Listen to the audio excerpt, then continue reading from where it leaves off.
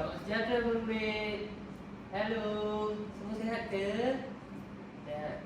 Okey, ketua, berapa orang tak hadir hari ni? Oh, 2 orang je. Okey. Terima kasih ketua.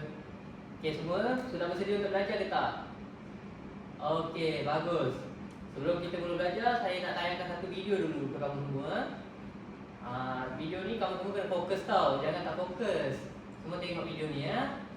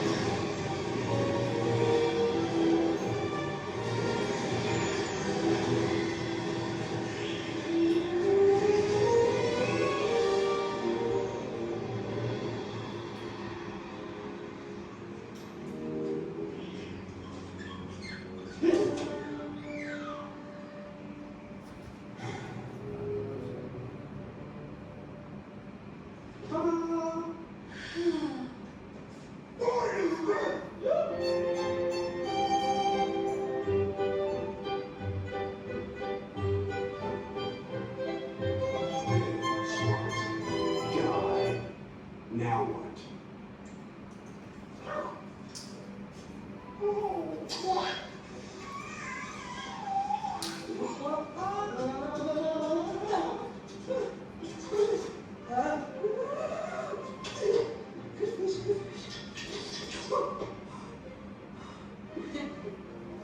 Okay.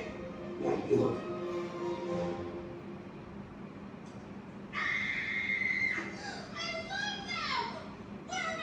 You're still there? Okay. Oh. Really heavy. Really? Thank you.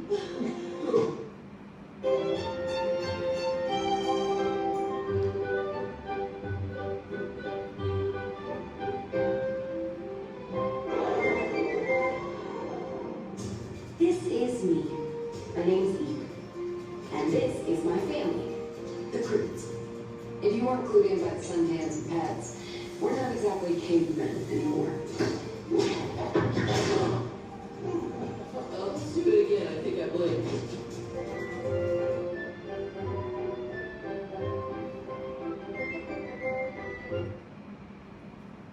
Okey, baiklah. Semua dah menonton video-video tu Okey, dekat video tu apa yang kamu semua nampak? Apa itu orang apa tu kelas? Betul.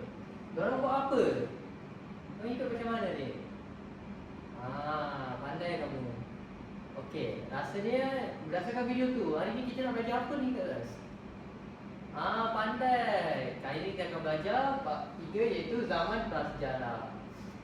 Dan hari ni objektif pembelajaran kita ialah nyatakan satu maksud zaman prasejarah, kedua menerangkan lokasi zaman prasejarah, dan yang ketiga menjelaskan keupayaan manusia prasejarah meneruskan kelangsungan hidup. Okey, semua faham tak? Ini adalah objektif pembelajaran kita dan ini adalah bab pembelajaran kita. Okey, siapa yang bersedia untuk belajar pada hari ini? Angkat tangan, angkat tangan. Okey, terima kasih semua. Mari kita tanpa membuang masa kita belajar. Okey. Terutamanya cikgu mula dulu dengan maksud zaman prasejarah. Kenapa kita panggil prasejarah? Padahal sejarah tu sejarah je. Kenapa di prasejarah? Okey. Senang cerita, zaman prasejarah ni adalah zaman di mana manusia tidak mengetahui atau mengenal tulisan. Maksudnya sumber-sumber kita tentang prasejarah ni adalah berdasarkan kepada artifak atau ekofak. Itu nanti sedikit saya explain lah artifak dengan ekofak tu. So, sebab mereka tiada tulisan. Contohnya kalau kita tengok sejarah alam Melayu, ada tulisan surat pengurat dia. Tapi zaman prasejarah ni tiada tulisan. Dia hanya berdasarkan artifak atau lukisan gua ke. So sebab tu dipanggil zaman prasejarah. Dan zaman ni pula dipanggilkan kepada dua. Dua iaitu zaman batu dan zaman logam. Okay. So sekarang kita tengok zaman batu dulu lah kelas. Okey, zaman batu. Kenapa kita panggil zaman batu? Okey. Dezri, kamu jawab. Pandai Dezri. Tepuk tangan kita Dezri kelas. Okey. Zaman batu dipanggil zaman batu sebab manusia zaman tu menggunakan batu. Senang cerita macam tu lah. Sebab zaman batu ni, manusia zaman tu ada teknologi batu je. So maksudnya mereka menggunakan peralatan daripada batu dan benda-benda berasaskan batu je. Sebab tu zaman batu. Dan zaman batu ni pula boleh terbahagi kepada 3 zaman dia, iaitu zaman Paleolitik, zaman Mesolitik dan zaman Neolitik. Pertama sekali kita melihat kepada zaman Paleolitik, iaitu zaman yang bermula sekitar 2.5 juta tahun hingga 8,000 tahun sebelum Masihi. Pada zaman Paleolitik ni, manusia menggunakan teknologi batu yang ringkas sahaja. Misalnya hanya batu yang berbentuk tajam sikit, dia guna untuk pecah kelapa ke. Dia tak pandai berbentuk lagi. Dia batu yang biasa saja. Seterusnya, peralatan juga dibuat daripada tulang-tulang binatang. Dia memburu binatang kan. Dia dah buru binatang, dia tengok, oh, ni tulang ni tak macam tajam. Dan tulang kan ada kalsium. Tulang boleh menjadi suatu alatan yang untuk pukul binatang ke. Okay, seterusnya kita melihat kepada zaman Mesolitik. Zaman Mesolitik ni adalah pertengahan zaman batu, iaitu pada tahun 12 juta tahun lalu atau 8,000 sebelum Masihi. Ini saya cuba explain kelas. Kita kena ingat setiap kan dunia ni besar kan. Setiap bahagian dunia ni mengalami zaman-zaman ni pada waktu yang beza. Mungkin ada yang ujung-ujung zaman Paleolitik, tapi ada yang baru mula Paleolitik, macam tu. Dan seterusnya kita lihat zaman Mesolitik ni cuaca dia tidak terlalu sejuk. Semalam kita belajar zaman air batu kan. Kalau kita lihat dulu kan ni air batu kan dunia ni. Tapi bila Paleolitik, kita tengoklah berapa lama Paleolitik ni dia jadi semakin panas dunia ni, dan manusia mula lebih selesa hidup lah. Bukan selesa macam sekarang, tapi lagi selesa berbanding dengan zaman Paleolitik. Dan apa manusia zaman Mesolitik ni buat ialah mereka memburu binatang. Itu Paleolitik pun buat. Tapi benda baharu adalah menangkap ikan sebagai sumber makanan. Sebelum ni mereka tidak belajar menangkap ikan lagi. Dan masa zaman Mesolitik baru mula menangkap ikan. Seterusnya, yang zaman terakhir dalam zaman batu ialah zaman Neolitik. Zaman Neolitik ni bermula sekitar 10,000 tahun atau hingga 2,000 sebelum Masihi. Dan zaman Neolitik ni nampak paling banyak perkembangan lah, di mana manusia tidak berpindah randah lagi.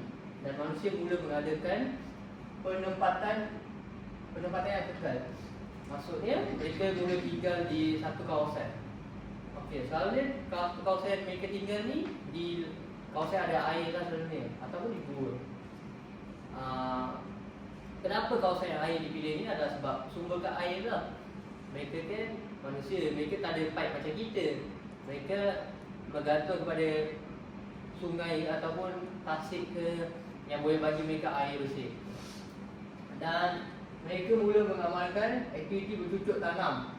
Bercucuk tanam skala kecil-kecil. Jangan fikir pertanian macam moden sekarang ni. tapi mereka betul-betul tanam secara kecil-kecil sahaja. Seterusnya mereka membuat tembikar dan menternak binatang. Dan menternakan binatang untuk makanan dan membuat tembikar yang ini. Nanti kita tengok gambar-gambar tembikar dan ternakan binatang mereka. Okey, seterusnya adalah zaman logam. Okey, sama macam zaman batu, zaman logam ni dipanggil logam kerana manusia dah gunakan logam. Terutamanya besi dan gangsa. Okey, zaman logam merujuk kepada penggunaan teknologi gangsa dan besi. Manusia telah melakukan inovasi logam besi dan gangsa dalam peralatan mereka. Okey, yang paling menarik ni, manusia dah mula melakukan aktiviti pelayaran pada zaman logam ni. Aktiviti pertukaran barang dan peralatan berasaskan gangsa pun berlaku, iaitu sistem barter lah zaman dulu. Belum ada duit zaman-zaman ni. Itu saya bagi kamu satu seekor ayam, kamu bagi saya seekor lembu. Mungkin dapat tak ada, tapi ikut persetujuan masing-masing pada zaman dulu lah. Seterusnya, peralatan besi yang ada pada zaman dulu mata lembing, kapak, tulang mawas, soket, beliung, sabit.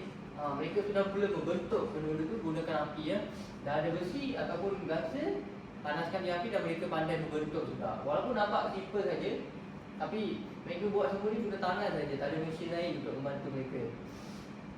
Seterusnya, melakukan aktiviti berburu dan bertani. Ini kita tengok di zaman teknologi tadi pun dah mula dah. Cuma di sini lebih giat sikit aktiviti itu. Dan obviously mereka telah mula untuk penempatan sekali lah. Okay, seterusnya kita lihat lokasi zaman prasejarah di dunia. Okay, zaman prasejarah ni seperti saya kata tadi, dia berlaku di di seluruh dunia, tapi di waktu-waktu yang berbeza. Contohnya zaman prasejarah berlaku di seluruh dunia. Kejadian lokasi prasejarah diketahui melalui penemuan tinggalan manusia, sama ada artifak atau ekofak. Okey, ini yang saya explain tadi. Apa beza artifak dengan ekofak? Okey. Contohnya ni lukisan gua ni kita tengok Lukisan gua di Gua Syawik Perancis dan Altamira Sepanyol ni. Ini dipanggil ekofak. Sebab ini adalah benda yang kita tidak boleh bawa balik rumah. Faham ke guys? Ekofak ni adalah benda yang mereka tinggalkan. Seperti lukisan gua ni, yang kita tidak boleh angkat dan bawa balik rumah, sebab dia lukisan kat gua tu. Dan artifak pula adalah benda yang kita jumpa, yang kita boleh bawa balik rumah lah, nak cerita. Seperti tembikar ke ataupun yang besi-besi tadi tu, peralatan besi tadi tu yang kita boleh ambil dan bawa balik rumah. Itulah beza besar antara artifak dan ekofak. Okey. Ini adalah contoh-contoh lokasi di seluruh dunia ni lah. Contohnya Stonehenge, Britain. Ini dikatakan sebagai tempat mereka buat upacara ritual apa tentang pengorbanan ayam ke, tahu dulu tempat kaji ayam. Terusnya ada Çatalhöyük Turki. Dia adalah satu penempatan besar zaman dulu. Kalau kita lihat ini semua tak ada tapak arkeologi, mereka gali-gali dan jumpa penemuan lah. Terusnya Bhimbetka India. Ini kita tengok lukisan, nampak lukisan-lukisan dia kan warna-warni. Terusnya Zukodin China, Sarhayesokota Iran dan Göbekli Tepe Turki. Ini semua contoh-contoh peninggalan tempat peninggalan manusia zaman prasejarah lah. Okey, sebelum ini kita tengok di seluruh dunia. Terus ni kita akan tengok di Asia Tenggara. Siapa tahu di Malaysia ada tak zaman prasejarah ni? Pernah berlaku tak zaman prasejarah di Malaysia? Okey, terima kasih guys. Pandai kamu. Ada ya, kat Malaysia pun ada zaman prasejarah. Kita tengok selepas ni ya.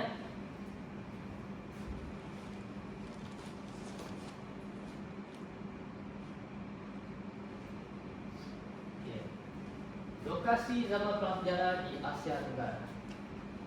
Pelbagai lokasi zaman prasejarah turut ditemukan di Asia Tenggara. Tinggalan manusia yang ditemukan di lokasi-lokasi ini menunjukkan keupayaan manusia ketika itu menjalani kehidupan manusia.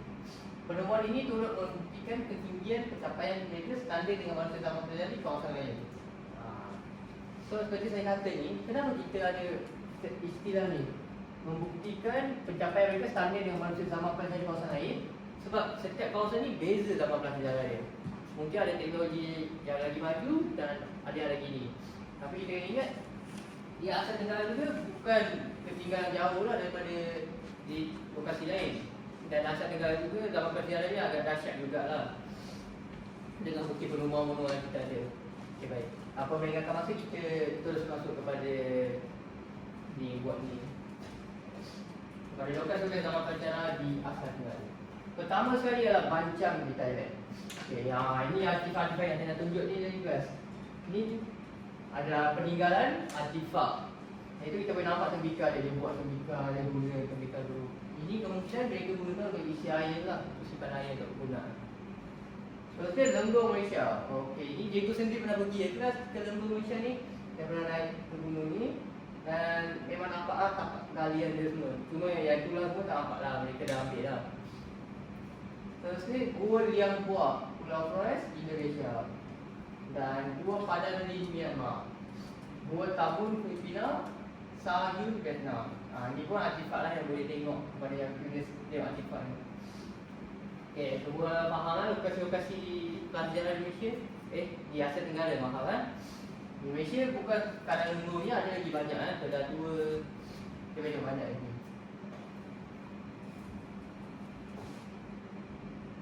Okey. Okey, baik guys. Seterusnya kita akan lihat keupayaan manusia zaman prasejarah untuk meneruskan kehidupan. Okey, ini adalah contoh-contoh yang saya berfikir lah. Nanti kamu semua kena fikir yang lain ha? Yang pertama, kemahiran menghasilkan peralatan. Kita lihat dengan jelas kan tadi, ada gambar-gambar peralatan tu. Manusia prasejarah ni walaupun tak ada mesin macam kita, tapi mereka boleh menghasilkan peralatan. Walaupun itu adalah peralatan yang simple, kita kena ingat peralatan ni membantu manusia untuk survive dalam survive dalam nature ni. Sebab mereka tak ada rumah macam kita, tak ada kereta tu bergerak ke sini sana. Dan mereka nak makan pun kena berburu sendiri.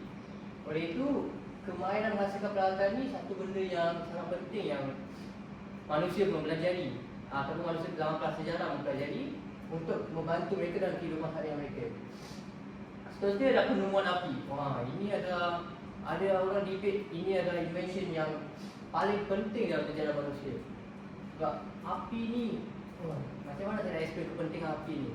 Api memberikan apa bagi kita masak makanan untuk makan. Tanpa api ni manusia lepas tu api bagi cahaya juga untuk manusia yang hidup di gua-gua tu. Dan api ni, contohnya kamu di gua, kalau kamu ada memulakan api, nanti air semua akan menjauhi api tu. So api ni sangat penting juga untuk kelangsungan hidup manusia zaman prasejarah ni. Dan saya percaya tanpa api ataupun penemuan api ni, mereka tidak dapat survive lah. Dan kita tidak ada kalau mereka tidak survive. Seterusnya adalah kegiatan ekonomi awal lah. Seperti kita tengok, kegiatan ekonomi awal simple-simple saja. Bercocok tanam sikit-sikit.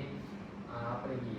Tadi menangkap ikan, memburu binatang. Ada sistem barter juga. Nanti esok kita akan tengok lagi detail. Seterusnya kehidupan berkumpulan dan berkendaran. Ini semua untuk mereka survive lah. Okey, rasanya apa lagi yang ada kelas? Naik, cuba bagi kau jawapan. Okey, bagus Naik. Semua tepuk kelas. Okey, seterusnya kita lihat kepada okey kelas. Kita akan buat aktiviti kumpulan sekarang. Siapa bersedia buat aktiviti kumpulan? Angkat tangan. Oh, bagus. Semua aktif hari ni. Okey, cikgu nak semua pecah kepada 3 kumpulan. Okey, macam mana nak pecah kali ni? Kita kira lah. 1, 2, 3, 4, 5. Maaf, saya pening pula. 1, 2, 3. 1, 2, 3. 1, 2, 3. 1, 2, 3. 1, 2, 3. Okey. Kita ada apa? 15 orang lagi. Cukup lah tu. 3 kumpulan, 1 kumpulan 5 orang. Okey, tadi saya kira ni kumpulan siapa yang dapat nombor 1 tadi angkat tangan. Okey, nombor 1 bangun. Bangun cepat. Cepat bangun.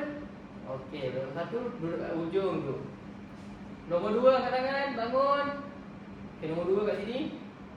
Nombor 3. Okey, nombor 3 kat tengah. Okey, jadi 1, 2, 3. Okey, ingat Okey, semua tenang, semua tenang. Duduk dengar dulu arahan. Okey, apa aktiviti kita akan buat pada hari ini ialah aktiviti menghasilkan sajak menggunakan AI. Okey, setiap kumpulan perlu menghasilkan sajak digunakan untuk menggunakan bantuan AI dalam penghasilan sajak. Sajak mesti menepati fakta dan memiliki upaya manusia bersejarah meneruskan kehidupan. Okey, kumpulan 1 tajuk paleolitik. Kumpulan 2, tajuk Mesolítik. Kumpulan 3, zaman Neolitik. Apa dia guna kamu buat adalah berdasarkan tajuk ni, berdasarkan zaman ni, kamu hasilkan satu sajak. Kamu dengar. Okey. Hasilkan satu sajak menggunakan AI lah, bukan tulis sendiri. Boleh menggunakan bantuan AI ni, iaitu ChatGPT ataupun benda lain, Gemini ke suka kamu lah. Untuk menghasilkan satu sajak berdasarkan tajuk ni, dan sajak tu mesti ada elemen elemen keupayaan manusia zaman sejarah ni yang tadi saya ajar ni. Kamu boleh invent sendiri satu elemen yang kamu rasa ada, ataupun elemen yang saya dah tunjuk tadi.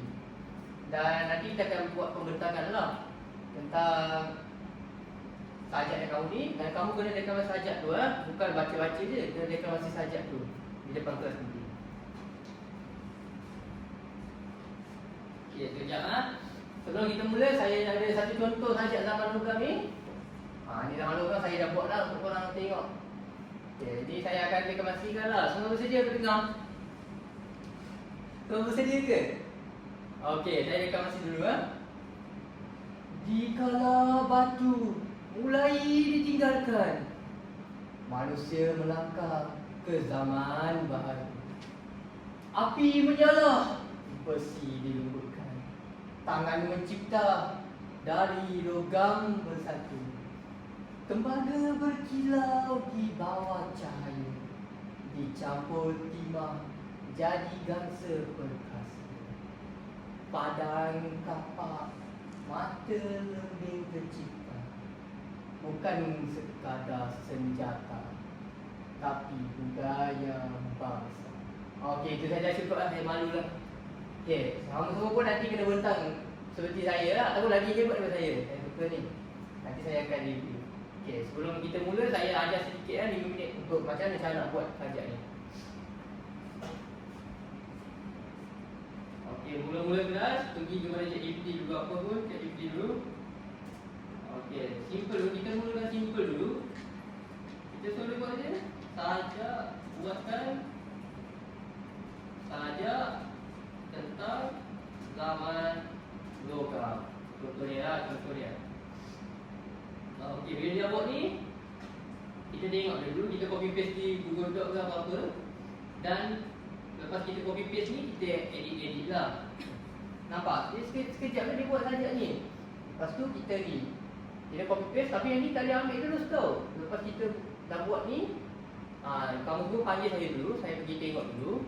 Dan kita kena check fakta-fakta dia betul tak. Sebab ChatGPT ni pun bukan sentiasa fakta dia betul kan.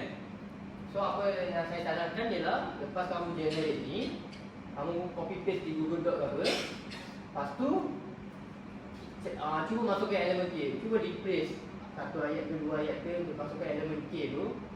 Dan lepas tu check fakta. Okay, lepas check fakta tu panggil saya. Saya akan datangkan satu persatu. Ataupun saya bagi 5 minit je untuk buat kamu generate ni sekejap je. Dan saya akan ronda lah. Kalau ada apa-apa soalan, boleh tanya lah dekat saya. Okey kelas? Bersedia lah? Saya lupa tunjuk lah. Ni sajak saya pun jika kamu lihat ada elemen K Jika kamu lihat ada elemen K, api menyala. Api menyala elemen K tu lah yang tadi kita belajar. Keupayaan manusia bersejarah. Api menyala dan bukan sekadar senjata. Itu semua akan saya tunjukkan. Mereka mencipta api dan mereka boleh membuat senjata. Semua elemen yang macam mana mereka meneruskan kehidupan lah.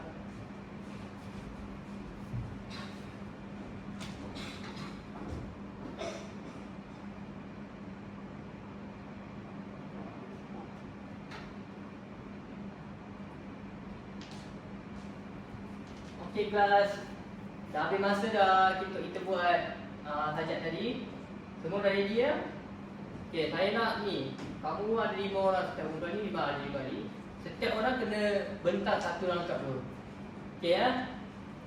Okey, bila kamu semua bentang, saya akan review guna borang ni dan bagi makan terus, bagi komen sikit. Okey? Okey, teruskan kumpulan 1 dulu, tepuk tangan semua. Okey, sangat bagus kumpulan 1, pembentangan yang sangat bagus. Cuma ada ni introduksi tu semua ni sikit lah, biasalah, tak apalah. Okey, sangat bagus semua. Tapi fakta pun semua okey sebab kita dah cek tadi. Dan fakta pun semua okey. So yang lain okey, ada komen apa-apa untuk kumpulan 1? Okey, tiada komen. Okey, kita pergi kepada kumpulan 2 eh. Mana kumpulan 2 tadi? Kumpulan 2, mari.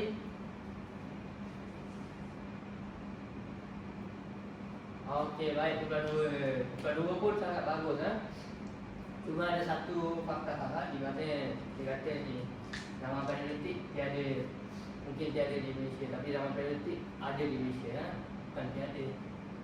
Semua zaman ada di semua negara, cuma dia punya bentuk dia berbeza. Dia salah kat situ lah.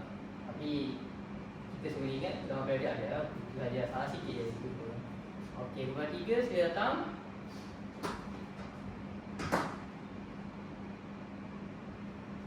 Okey, bagus kumpulan 3. Tepuk tangan kumpulan 3 ni. Okey, pembentaran yang sangat sempurna kumpulan 3. Terima kasih kumpulan 3. Okey.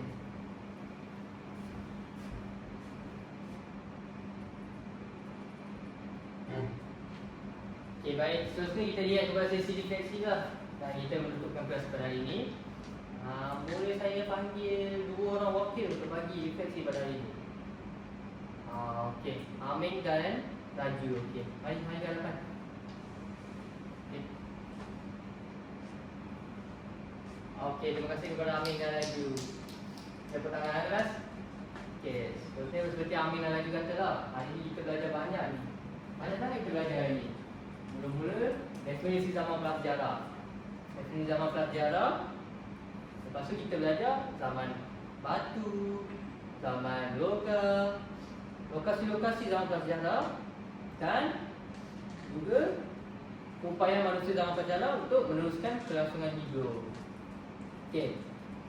Saya harap semua dah ni lah, mahir dalam topik zaman prasejarah ni. Saya nak bagi satu homework kepada murid lah. Homework dia simple saja.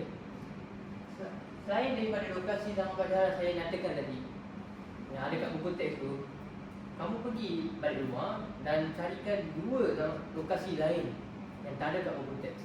Dan apa zaman lokasi tu? Adakah itu zaman paleolitik ke, mesolitik ke? Boleh kelas, itu saja homework dia, simple saja. Saya nak 2 nama tempat dan 2 ni. 2 nama tempat, buat mana-mana lah, saya tak nak detail lah. Dan apa penemuan kat tempat tu, serta bila, zaman apa dia, tahun atau zaman apa dia. Mana-mana boleh di seluruh dunia ke ataupun di Asia Tenggara sahaja ke, seperti kamu. Tapi saya nak tengok 2 tempat. Okey? Okey, baik. Dengan itu saja daripada saya. Bangun kelas. Okey, terima kasih kelas. Bye bye.